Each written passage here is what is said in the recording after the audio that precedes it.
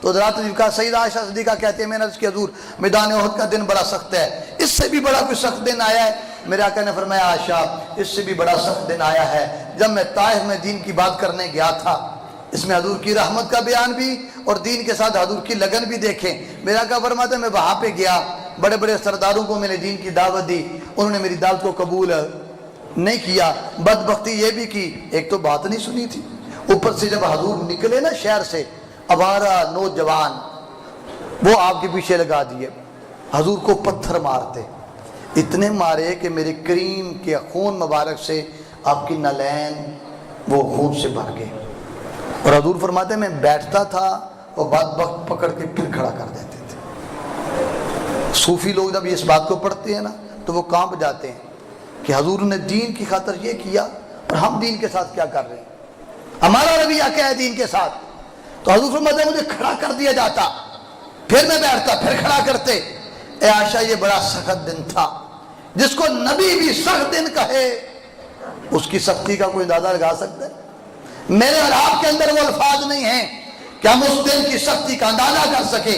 میرے حضور فرماتے ہیں اتنا سخت دن تھا کہ جبریل بھی وہاں سے بول پڑے، بادل کا سایہ ہوا، اس سے ایک فرشتہ کہا یا رسول اللہ فرشتہ آ رہا ہے، پہاڑوں کا فرشتہ نبی کی بارگاہ میں عرض کی آقا میرے رب نے حکم دیا ہے اے مصطفیٰ کریم اگر آپ جو کہیں گے وہ کر دیں گے، اگر آپ کہیں تو مکہ کے ان پہاڑوں کو ملا کر انہیں پیس کر رکھ دیا جائے۔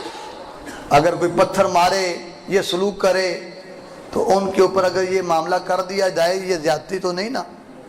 وہ تو اتنا ظلم کر رہے تھے، اگر یہ کر دیا جائے تو یہ زیادتی نہیں بنتی۔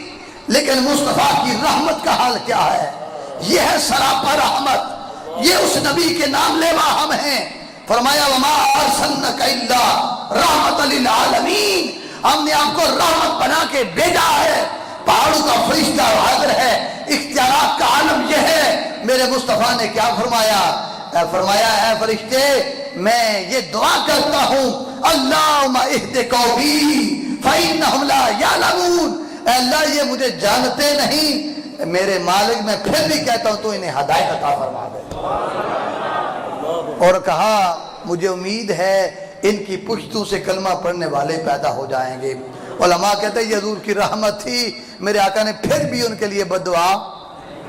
ابو ہریرہ کہتے ہیں مشرکین مکہ نے اتنا ستایا ہمارا دل کرتا تھا، ہم نے عرض کر دی یا رسول اللہ ان کے لیے بددعا کیوں نہیں کرتے؟ فرمایا انما بعثت رحمتا ولم ابعث عذابا، کہا میرے رب نے مجھے رحمت بنا کے بھیجا، عذاب بنا کے نہیں بھیجا۔